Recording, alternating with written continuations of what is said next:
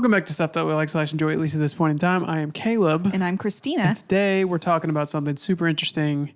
I'm going to let Christina take it from here. Yes, Caleb. What is this something super interesting that you like / enjoy? It is the topic of fruititarianism. Fruititarianism. Specifically, is fruititarianism good for you? Okay, what is fruititarianism? So, great. Thank question, you. babe. My goodness. Fruititarianism is a diet made up primarily or entirely of fruit. Okay. So that includes apples, bananas, berries, mangoes. Some diets include tomatoes, cucumbers, and avocados like botanical fruits, but stricter versions even avoid even nuts, seeds, and obviously anything cooked. Okay, so literally just fruit. Just fruit. Okay. And some go strictly just fruit, I should say, and others go like 50 to 80% of their calories just from fruit. Okay. Yeah. So this could be like a large quantity of fruit, so like 20 bananas a day. Oh, wow. 15 to 20 but bananas. But they still might eat a burger occasionally. Occasionally. It depends. I guess probably somebody like that would be more like vegan. Like they might have some nuts or something. Yeah, and I'm talking specifically about like hardcore fruititarianism, and so that is we're just gonna say whoever we're discussing here is 100% in. Yeah. But most people are 80% or 50% in. So it really is kind of like a subset of veganism, but way more restrictive, obviously. Right. So people are drawn to it because of the health claims it has to detox your body. Okay. It also has the evident draw of being really simplistic. You know, if you only have fruit to eat, you only have to buy fruit.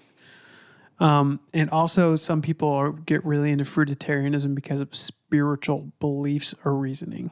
Okay. Which arguably could be a little bit of why people started doing just fruit back in historical times was just for spiritual reasons. I could see some spiritual connection to that. Yeah. Yeah. And the idea that, whoa, that was weird. What? My voice made a weird noise. Nice. Cool. Woo, spooky. Where if you think of like a fruit, it's like the apple tree produces the fruit. Yes. Whereas like maybe with a vegetable, like you're cutting off its leaves, its life source. Yeah. So the fruit, a fruit tree is giving you the fruit. Yeah. So you're not taking anything away from it. I don't know. I just think maybe that's the spiritual reason. A lot of people think that you're not killing the fruit because you're just taking it right off the tree or it's falling and then you're eating it. You know, it's kind of like the natural process. There's actually a different, I think it's ethical veganism. Yep. That's very much so that way. But yeah, this takes it to a different level. Like you're saying, that could be part of the spiritual component, which is not killing anything. Yes. Yeah. Huh. So do you think simplifying your diet this much would make your life better or harder? So I think that having or eating just, one type of food could help in the idea of simplicity, but I can't imagine that eating just fruit would be that simplistic or like beneficial in the sense that, I don't know, fruit's a lot, you can spoil rather quickly. I feel like that'd be just a lot of sugar to try and intake at any point of time. I feel like we're meant to have like some salty or umami flavors in our life. And so I think that after a while that could get a little bit like you develop some food aversions to certain fruits. But the simplicity, I'm all for like just narrowing down your diet to like here are the main 20 ingredients we eat. I feel like that's kind of what we do by and large. Yeah. But I don't know. What do you think? I don't know. It's very interesting. I'm all about simplicity. I'm all about paring down complicated things in your life and focusing in on the more important things, which this would increase that ability for you to be able to focus on important things. And Definitely. But at the same time, I feel like you're leading to health complications down the road by just trying to save some time. And that's not what most fruititarians are doing. This isn't a time-saving device. But I think if we're talking about making our lives better or just harder, I think it would be better in the short term and harder in the long term. Yeah. Yeah, because of the effects it's going to have on your body eventually. Interesting. Yeah. Yeah. Tell me more about like the effects it does have on people. Sure. Yeah. We're going to get into that a Okay. little bit later. I'm going to tell you a little bit of the history and then we'll dive right into the health effects. So this idea of fruititarianism isn't totally new. So there's actually this is really interesting. There's actually no single person we can point to as the first fruititarian. Wow. Yeah. Interesting. Because the mix comes from such a weird hodgepodge of like religion, philosophy, and early health movements. Like some people say the Garden of Eden, where they were the first fruititarians. There's some ancient philosophers who were pushing plant-based diets back in the day, so they could have been it. And then there's people today who are actual hardcore fruititarians who could claim that they are the first. Yeah. Because it's kind of still... Or at least they popularized it maybe. Yeah, they could have popularized it. But I'm talking specifically in relation to fruititarianism as a lifestyle. Okay. Not just a diet, like a short-term diet. Yeah. There's people now that are living just off of fruit. Wow. And so they could be the first people in history that we know of. Long term. Yeah, to do it for like the rest of their lives. Wow. So yeah, today fruititarianism has found a new life online, like I was talking about. Like some of those influencers are promoting this because of their claims of how it detoxes their bodies and the stories of like increased energy and clarity. So here's kind of the reality about it though. It's never gone mainstream because most people who try this diet can't sustain it long term. Okay. So before we dive into like the hottest debate around the pros and cons of fruititarianism, why do you think people are so attracted to clean, I'm using quotes right here, clean lifestyles like this, like lifestyle diets like this? Well, I think that this is just going to be generalization, but many people who are really attracted to extreme clean lifestyles, like being a raw vegan or just doing fruit, things like that, they tend to be more of a spiritualistic type of a person, maybe interested in New Age or just spirituality in general. And so I think that can be a way that they're almost like, it's their own sacrament or their own tradition, their own way of like, the earth is giving to me and I give back to it and I reap its bounty. Oh, Mother Earth, kind of a connection with the earth in like a real way. And also for people who are extremely, not that I'm for animal cruelty. I'm just not bothered if I eat a burger that, an animal died. Yeah. And so people that really are impacted by that, I think if you're like, okay, we can't take the life of a happy cow and make a burger out of it. Oh, wow, now maybe we're taking the life of a plant. We can't do that. So kind of narrowing it down to like fruit. I think just in a reach to like find meaning in life and like show that you're contributing in some way. I don't know. I feel like there's something there's a void that's trying to be filled. Yeah, I think you're right. Yeah. Generally.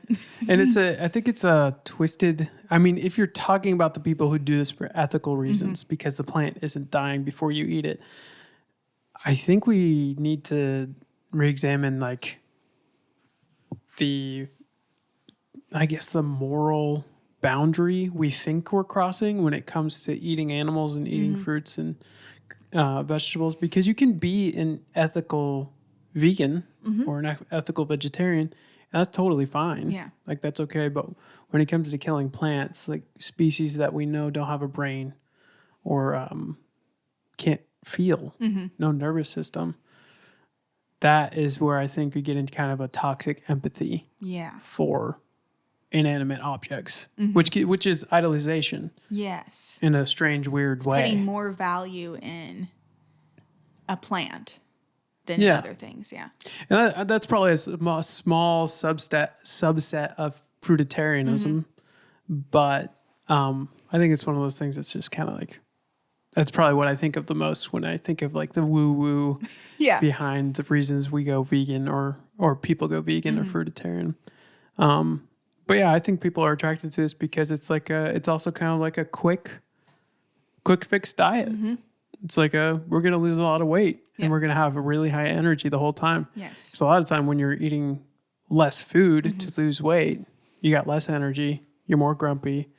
But with this, that kind of fixes those two things. You have more energy, and typically more energy means more happiness in a lot of people's minds. Yeah. And I could see the fruititarian thing being more attractive than being than other diets, in the sense of like you get a lot of really sweet fruits, like sugar. you know, like that makes sugar. you feel good. Totally. At least for a chunk of time. So yeah. Yeah. Well, going back to the animal cruelty thing you said earlier, if you did, like, for some weird reason, you had to torture one cow in order for the whole world to eat beef. Yeah. Every year, you just had to torture one cow. You think it's worth it? Oh, I mean, as Turkey, the Bible tells you not to be mean to animals. That's very true. So That's very true. like God's like, don't do that. But yeah, I mean, that's the great. whole, like, you know, the trolley, you know, fallacy, Yes. where it's like, would you switch the trolley tracks to kill your mom or save 50 people? It's just one of those, like, truly impossible to answer. Although I do fully believe that an animal has less value than a human eternal soul. Totally. Yeah, but I feel like there's something truly broken about people who treat animals poorly. Yes. And this is coming from a guy. When I was a kid, you know, we had a dog, and our example of treating a dog well was if it didn't do something, you gotta spank the dog. Like, Right. you gotta hit the dog. And that just created a terrible, sad dog. Right, rather than training it properly. Yeah, and that's not that anybody's fault. Like, I don't think my parents really knew were raised to deal with animals well, and I don't think we were either. And so, but there is something like that breaks in your heart when you have to hit an animal. You're just like, it's not going to understand what I did or what it did. Yeah. But we're just here, and I'm going to spank you. Right. Moving on. Like, before I get into childhood trauma about animals. So, the debate. Let's talk about more about the actual reason that most people are against the fruititarianism diet. So, the core question here is fruititarianism a natural, clean way to live, or is it nutritionally dangerous? The arguments for it would be that fruit is packed with vitamins, water, and natural sugars. So just eating fruit helps you cut out processed foods. Yes. So people feel better really fast when they become a fruititarian. There is a high carb intake. So that's like we were talking about. It's a quick energy boost. Your hydration levels go up due to that fact, a lot of people feel a lot cleaner. Right. Some people report better digestion, mental clarity, and a lot of weight loss. Now, we have to reality check this and just say a lot of these pros come from removing junk and processed food. It's just like the whole carnivore diet. It's like, I feel like half of the battle is they just stopped eating bad food. Totally. Yeah. Yeah. So we have to look at it. What is it? What's that saying? With a grain of rice? Salt. Grain of salt? Could be rice. That's hilarious. That's funny. With a grain of rice. Take this with a grain of rice. Take this with a grain of rice, and you just hand them like a grain of rice. They're like, I'm not going to hang out with this guy anymore. It's bigger than a grain of salt, and so it's like this is more That's impactful, true. more important. Yeah, and also something to snack on, unless you're a fruititarian. Or if it's cooked or not. That's right. I'd still eat it. Because I guess rice is more on the vegetable area. I mean, it's a grain. Yeah, No, I don't know. I don't know. I have no idea. Plant seed. It is a plant. It is a seed. Right? I don't know. Is that a actually. seed, a rice, a grain of rice? Is that the seed? It could be a mustard seed. That comes from mustard. Isn't a grain of rice? I don't know why I brought that up. Is mustard a fruit? That's a great question. A spice? I don't actually know because you have to grind it up in order to eat it. Yeah. And enjoy it. I wonder if it's kind of like a coffee bean where there's a fruit around it. Yeah. Interesting. Wow. Okay. So the argument against fruititarianism, this is where the health complications actually get kind of serious. There's not absolutely, but there's almost no protein in the fruititarian diet. Okay. It's very low. The diet is very low in vitamin B12, which we need. That's one thing we really need. Yeah. yes, and it long-term abstinence from vitamin B12, I guess I could say, can lead to nerve damage, which is crazy. I had no idea. You're also super low in iron, calcium, and omega-3s. Omega-3s are great for inflammation. Calcium's great for bone health. Yeah. Iron is great for your hemoglobin, which I just found out. Yes. Yeah. Well, that makes sense because I can see there being a small amount of protein in fruit, but there's no fat almost at all, other than avocados. I guess people could eat a lot of avocados. Yeah, you could do that. But I don't think those have omega-3s. Probably not. I don't know. Another danger would be from all the blood sugar spikes from the constant fruit intake. This can cause fatigue, hormonal issues, and long-term brain fog. And also, nobody mentions this when you talk fruititarianism, but dental issues from the constant sugar and the acid from eating all this fruit. And another big problem you have with fruititarianism is that people undereat calories because fruit fills you up so fast. It's a lot of work, I'm sure, to get in. Yeah, 2,000 calories or whatever. Oh, yeah. Wow. Yeah. So key takeaways here, fruititarianism is real but extremely restrictive. It's built on health ideas, simplicity, a strange philosophy, and sometimes spiritual beliefs like we talked about. Short-term benefits often come from cutting out processed foods more than the actual diet itself. And long-term risks come from missing those essential nutrients and vitamins that we just talked about. The body doesn't need just clean food, and I'm doing that with quotes. It needs complete nutrition. Yeah. So I guess my question to you is, are people chasing health, or are they chasing more of like a quick fix and more control in their life? I mean, I would guess most people, they think they're chasing health. That's like their core motive in it. Yeah. But if they're achieving it, that's to be debated. And I think there could be that whole like sunk cost where it's like, I've done this for so long. Oh, I just need to keep going. I'll start feeling better kind of a thing. After the natural, you feel better because you're not eating a bunch of unhealthy foods. Oh, totally. But yeah, I mean, there can be spiritual reasons. There can be, all sorts of it. So it'd be very interesting to know the majority of people's motivations in that. Yeah. Yeah. Was there any like specific religion you saw that promotes this, or?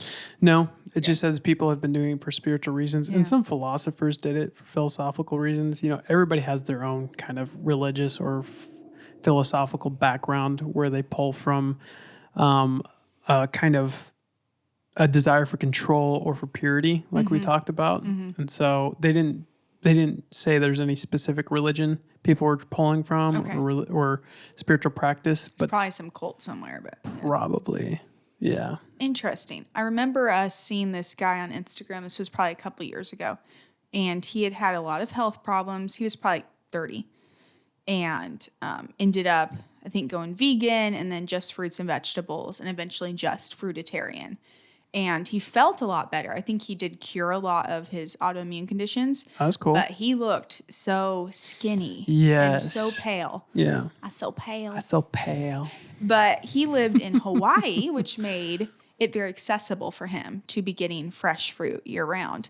So that can get into another debate if people are, I remember he would say in most of his videos that fruit is the only food that wants to be eaten. Like, it's designed to be eaten that way, Mother Nature, all that stuff. But then it gets into, if you're a fruititarian in Montana, you are putting think about Montana doesn't grow fruit year round. No. So you're having shipped in from a couple countries away your pineapples and your bananas. Like that can't be good for the environment. Oh, no. If that is kind of part of your reason. Your reason behind it. I remember on one of the first ministry trips I went to when I was in Bible school, there was this gal, I think she was a junior or senior, and she was a fruititarian for health reasons. Like her doctors had told her to try it.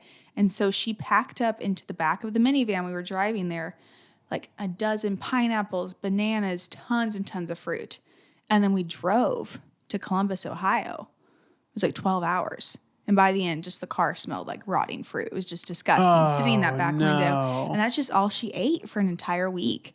And she was not a healthy looking person. And I was like, I can't imagine this being beneficial for you. Yeah. You know, she wasn't a very nice person either. And so I'm like, the whole fruititarian thing, that scarred me right there. Jeez, oh man. Yeah, like I think at that point it's probably better. It's probably like the doctors are like, hey, try something where you're just not eating processed foods anymore. Right. And I can't imagine that like a licensed doctor probably told her that, which I'm all for holistic healthcare and stuff like that. But I'm guessing that was a somebody from down the road vitamin store gave her that suggestion. Probably. Yeah. Yeah. Which, hey, good for you. If it works short term, I'm sure there are fruit cleanses, there are fruit juice cleanses. Yep. Yeah, those are great for you, but they're short term. Yes. And they're not like lifestyle fixes. So I think that it's not necessarily evil, but I think leading people to believe that they can live off of this lifestyle is wrong.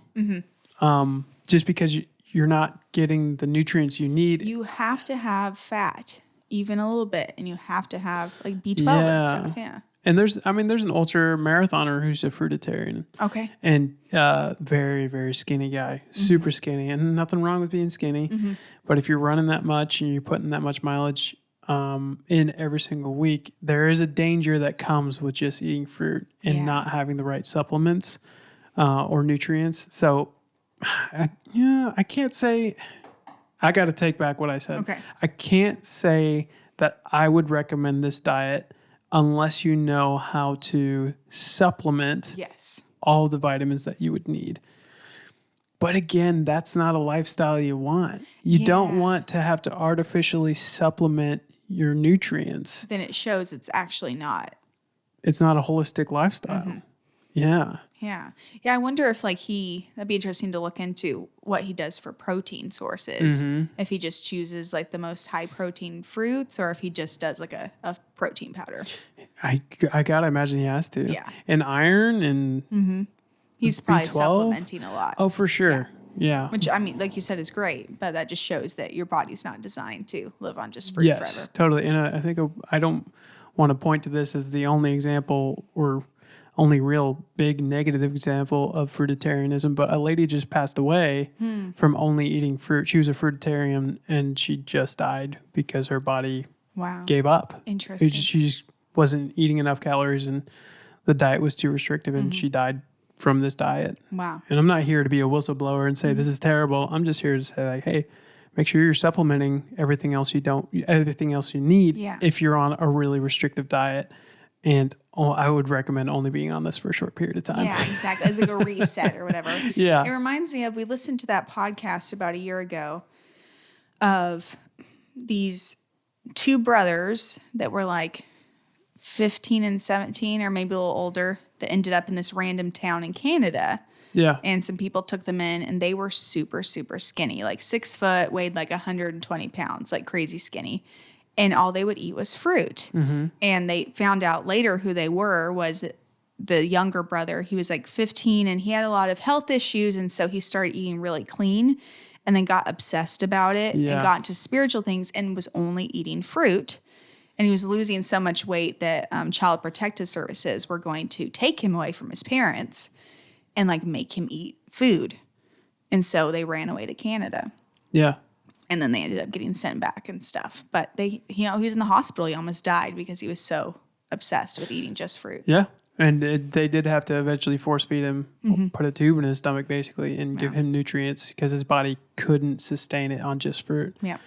So, but be careful out there, everybody. Wow. If you're about to try this diet, just use your head. Use a lot of supplements and don't do it for a long time. Exactly. Yeah. Very interesting. Yeah. Huh. Cool. There you go. There we go. On this next segment of the podcast, we are starting something special for season 8. Yes.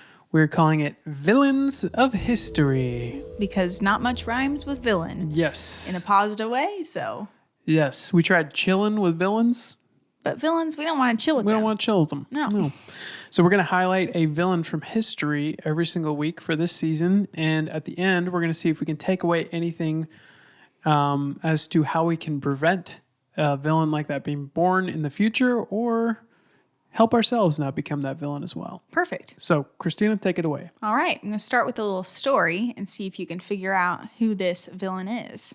Which so far all my ideas for villains are men. So we got to throw a lady villain in there somewhere. I don't know. Somewhere. Okay. In the dead of winter in early 1221, in the ancient oasis city of Merv, one of the greatest metropolises of the Islamic world and possibly the largest city on earth at the time, was attacked. Bitter cold howled across the plains, whipping up a cloud of fine dust. Inside Merv, the air was thick with fear. The once thriving center of trade, scholarship, and gardens, home to hundreds of thousands of souls, now braced for the coming storm. A wicked man had unleashed his forces on the Mongol Empire after its ruler had executed one of his trade ambassadors. City after city had already fallen to this terror. Now, under the direct command of his son, Toli, the Mongol army, tens of thousands strong, encircled the city of Merv. The orders were clear: total submission or total annihilation. The city's leaders, hoping to spare their people, chose surrender. They opened the gates and didn't try and fight back. But what followed was not mercy, but calculated horror orchestrated in this wicked man's name. The entire population, men, women, and children, were herded out into the open plains out of the city walls. For 4 agonizing days, they were herded in streams out into the desert. Mongol warriors, mounted on horses, drove them out. The wicked man positioned himself on a golden throne to watch the spectacle unfold, a chilling symbol of his absolute power. Skilled artists and engineers, about 400, and a handful of young children were pulled aside from the crowd and spared for enslavement. The rest faced systemic execution. Each Mongol soldier was reportedly assigned with a quota, at least 400 victims to kill personally. Swords flashed as families were torn apart, the air filled with screams, the metallic scent of blood, and the cries of the dying echoed across the frost-hardened ground.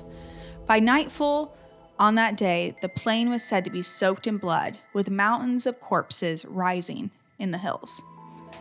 Ancient accounts put the death toll at in between 700 to 1.3 million. 700,000 to 1.3 million. When it was over, the city of Merv was looted, burned, and left in ruins. Its libraries and mosques were destroyed, its gardens were trampled. The once mighty city was reduced to desolation, a haunting warning that echoed across the empire. If you resist Genghis Khan, your world will be destroyed. Wow.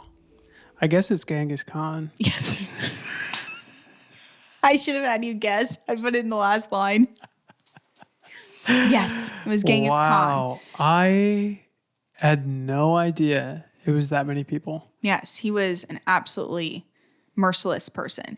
Like, as the story told, the city leaders, so they had killed some of his tradesmen, because that was the whole Silk Road trade was really big in China, the East area. Mm-hmm.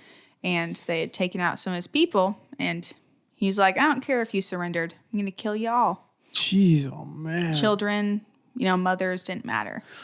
I might be misquoting Joe Rogan here, but I think he talked about Genghis Khan when he said that he killed so many people that it actually changed the carbon footprint of the world at that point in history.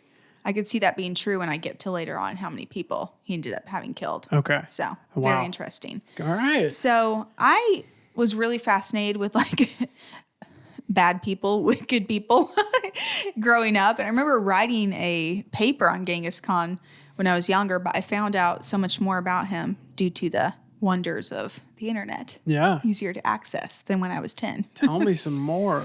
So Genghis Khan was born, his name was Temujin. Oof. Temujin. Yeah. But I'm just going to refer to him as Genghis throughout this. Yeah. So he was born in around 1162 in Mongolia, and he survived a traumatic childhood. his father was poisoned by a rival tribe. And Genghis, whose dad was the chief of the tribe, tried to get the tribe to accept him as the next leader. Like, my dad was killed, I'll be your next leader. But he was only 9 years old. Oh. And so the tribe's like, no, and kicked Yeah. him and his family out of the tribe to fend for themselves. So he was pretty much tribeless at a very young age, and his mom managed to keep him and his brothers and siblings alive. So did not start out great, but a lot of confidence.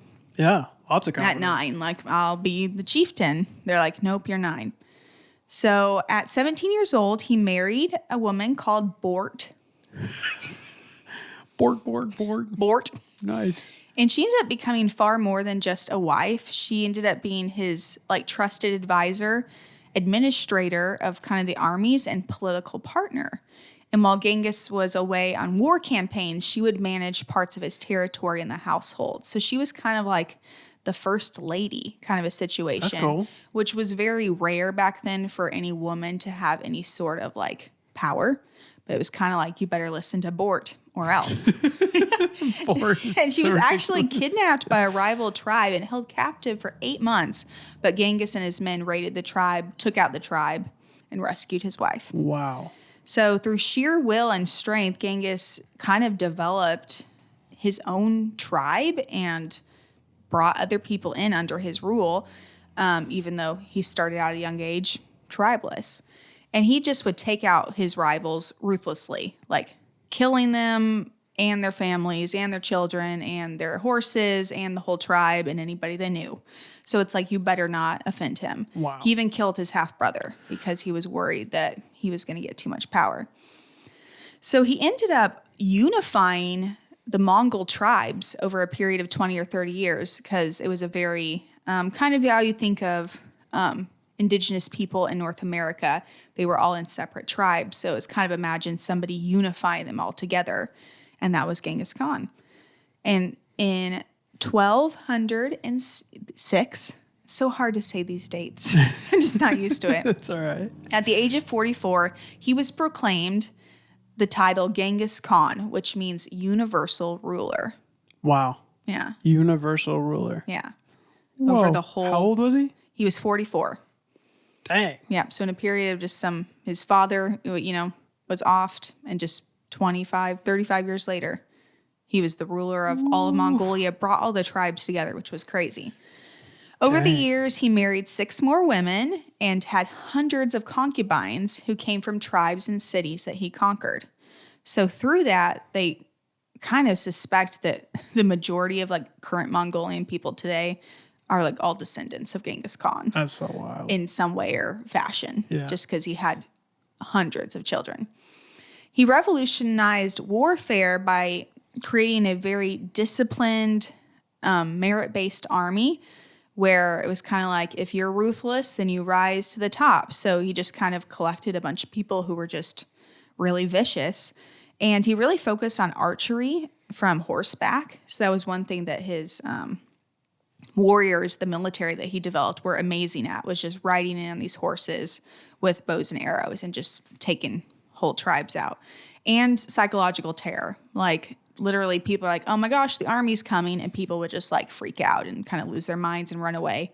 So the militaries that other tribes or cities had kind of just crumbled. Man. Yeah. As we see in the story that I told earlier, that they're like, oh no, he's coming. Okay, we'll surrender. And that didn't help them either. Yeah, He's like, well, I'm just going to take you all out anyways.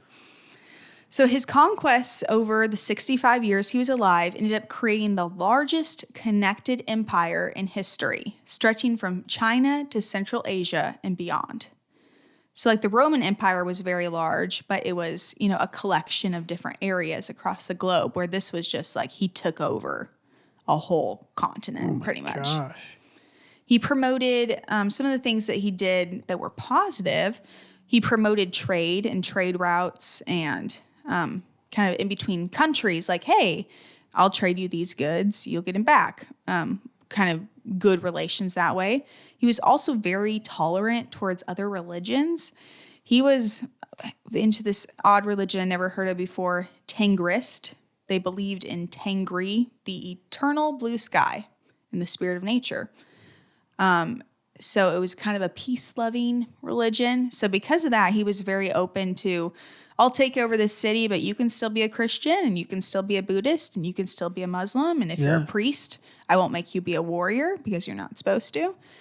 So that was some things that people liked about him. And he also had this legal code that he developed called the Yasa, where it was kind of like, this is how we're good to people and how you're honest. But kind of like if you do something against him, we're just going to take you out. Oh, totally. And your goat and your family and everybody. Yeah, not the goat. Oh. So although he promoted this complete freedom of worship and like honoring people's religions and beliefs, that was the only part that like he cared about. Like, okay, I'll be good towards religious interests, but anything else, he just is going to take you out. Strange. You. Yeah. Very strange. Very odd dualism. He died in 1227 at the age of 65 during a campaign. And they don't know if it was from injury or illness. The way it was recorded just isn't very clear. And it might be to like preserve that like one of the greatest warriors got taken out kind of a thing. Oh, for sure. And his tomb remains hidden to this day. No they buried him in an unmarked way. tomb. And that was his wishes. He didn't want people to know where he was buried. Wow. So he's lost to history. And in his lifetime, around 40 million people were killed. 40 million? During his conquests. Oh my God. This number attributes to over 10% of the world's population at that time. 40 million. Yes, because the world at that time had about 400 million people. Oh my God. So he took out, it's kind of like the Black Plague took out, like a quarter of the earth? Yeah. Well, a couple hundred years before, he took out a tenth of it just by his own warriors. Yeah. Dang. That's insane. Yes. What can we learn from this? So I was trying to look up, what can we learn from this? The number one thing that came up was that don't let any one person get too much power. Yeah. And makes so sense. it was kind of this, he just gained traction and enough people were scared enough that they didn't take him out soon enough. So once you get that kind of, there's that tipping point where somebody gets enough power and it's really hard to reel that back. Oh, yeah. So don't let somebody get too much power. Another suggestion was to not develop an us versus them thinking where that other countries or religions or races are less than, that they're all people.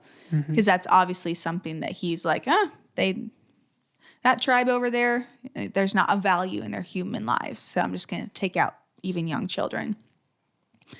And that's kind of what we can learn from it. I don't know what else. No, that's great. Do you have anything else that you would take away from that? I mean, obviously, fatherlessness led to this kind of need to rule. He saw maybe an example of strength and power as a child in his father, and his father wasn't there anymore, and so he had to kind of compensate or overcompensate. Yep. And so I think that's a huge part of it. I was listening to a podcast the other day about the impact of not having a father versus having a father. And having a father is how children learn the rules of society. Yes. And so to not have a father means he didn't necessarily learn fully how society works. And so he made his own way. Wow. Which was my way or I'll kill you. Yes. So I think that's probably the biggest thing we can take away is like, hey, everybody needs a father. And if you see somebody without one, maybe think about stepping in and helping them out. If you're, a man with a good relationship with that mom or whatever's happening. So I think that's what I could take away from it. Wow. You stole my thunder of my conclusion. Did I really? I love it because that was my final takeaway. As I've been looking into different villains in history that we're going to go over, I just was like, oh, Genghis Khan's father was killed violently at 9, kind of kicked out of the community. So I started looking up Adolf Hitler's father was extremely abusive towards him. Stalin's father was an alcoholic and very abusive to him. Fidel Castro had a very strict authoritarian, abusive father. Napoleon Bonaparte had a horrible father who then died when he was only 15. Saddam Hussein did not have a present father in his life, Wow. like over and over. I'm going to be very fascinated to see if by the end of the 10 people we go over, if any of them had fathers. Well, there's a classic saying about superheroes, because most superhero stories start with the parents dying, or with a father figure dying.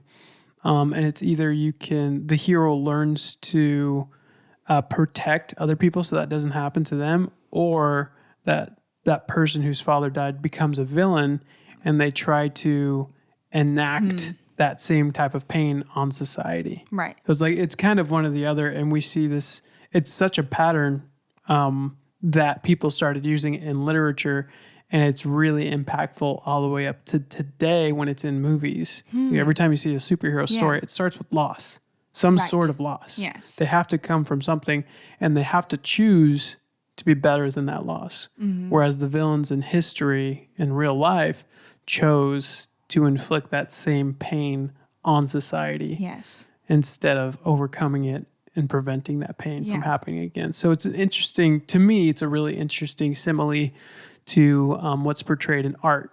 And it's fascinating that we all feel the impact of that hero's story whenever we see it.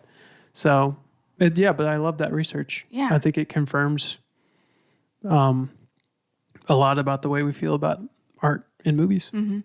Wow. So interesting. Yeah. So that's our first villain that we're going to be going over. I found it just very interesting. I had no idea that many people were killed under his rule. Fascinating that he wasn't just like, that he was the successor or the prince of something. He pretty much was a self-made, horrible person. Dang. Yeah, that just took out. Yeah. And I could have gone into more details. He was just horribly violent, and his armies were taught to be violent as well. Totally. But the takeaway is We need dads. we need dads. And if you see somebody who needs one, maybe step in as like a mentor. Yeah. It'd be very helpful. Yeah. So we don't end up with more of these guys. Yeah. Great job, babe. Thank you, babe. Lastly, on this podcast, we like to recommend something to our lovely stuffies out there. So what do you recommend, babe? I would recommend getting more into having strong passwords and password protection and two-factor authentication on all of your emails and banking systems and all of that. Totally. I went through my Hotmail account I haven't used it in like over a decade, got hacked today. And they put some sort of like virus in the in your email account. Yeah. Yeah. Where it was sending me like 20 emails per minute saying, we've hacked your account. We've been watching you for months. We know who you are. Pay us $500 in Bitcoin in the next 3 days, or else we'll let the world know who you are, which there's like nothing in that account. But it was kind of freaky trying to change the password. And by the time we changed it, the virus had changed it again. So just closed down that whole email address. So I'm trying to think now about getting more and not having the same password or variation for everything. Totally. Just trying to use stronger passwords. Yeah. It's worth it. No more passwords that are just poo poo pee pee. 1, 2, 3. Yes, that is all my passwords. Dang it. Gotta change them again. So that's my recommend. That's a great recommend. Yeah, and if you get a text that's like, hey, your account's been compromised, actually see if that text is a scam or if it's real. Because I was like, this is a scam. I haven't used this email in a decade. Oh, totally. But it was real. It was real. Yep. Check it out, people. Yep. My recommend is watch Spider-Man Into the Spider-Verse. Yes. We just recently, I watched it for the second time. Christina watched it for the first time. And it's such a good movie. It is. It's so freaking fun.